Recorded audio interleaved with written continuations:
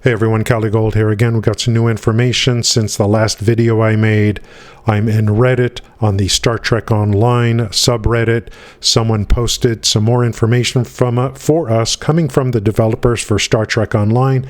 Clarifications on who's working for who.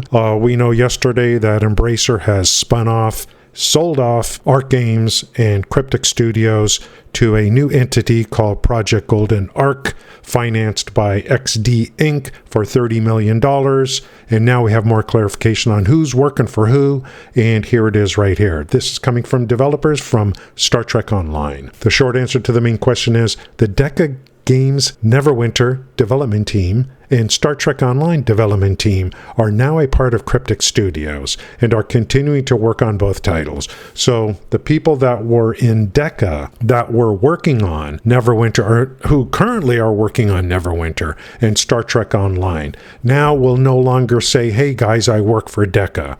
They will now be saying, hey guys, I work for Cryptic Studios. I don't know where they're located. I don't know if there's location in California and one in Europe. I'm just going to assume that maybe there's some people in California and some people in Europe working on Neverwinter and Star Trek Online, but they no longer work for Deca. Those people that work on Neverwinter and Star Trek Online now work for Cryptic Studios. Now here comes what he's calling the longer answer. Arc Games will be an independent publisher and continue to publish AA and indie titles. We talked about that yesterday. Arc Games came out with their own statement saying we're independent now, even though they are going to be a part of this Project Golden Arc entity, which purchased all of this for $30 million from Embracer. Here's some more interesting things. Deca will remain under Embracer. Yes, of course. Whoever is left at Deca will still be under Embracer. Anyone that's not working on Neverwinter and Star Trek Online. And again here, the Star Trek Online and Neverwinter teams from Deca have joined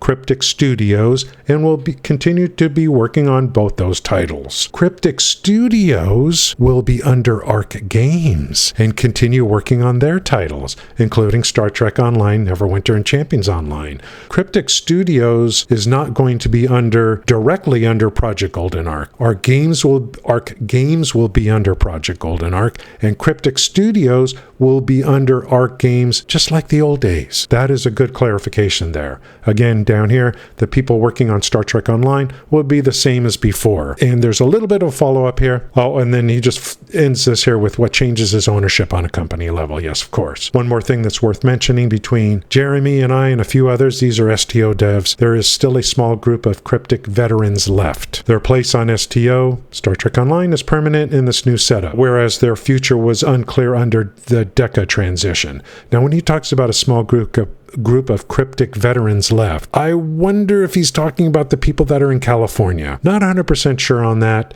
but I think that's possibly what he means. This is the clarification we got. This is what we were looking for, and it's coming directly from developers. What does this mean for the future? It means that these guys are all making independent decisions based on whatever the entity Project Golden Arc establishes as priorities for them. By having everything back under Cryptic Studios, Arc Games, I think it gives them a lot more freedom. And the thing though is, they need money. And this XD Inc. apparently is loaded. I mean, they paid $30 million. They put up $30 million for Embracer to buy this. So I think big things are coming.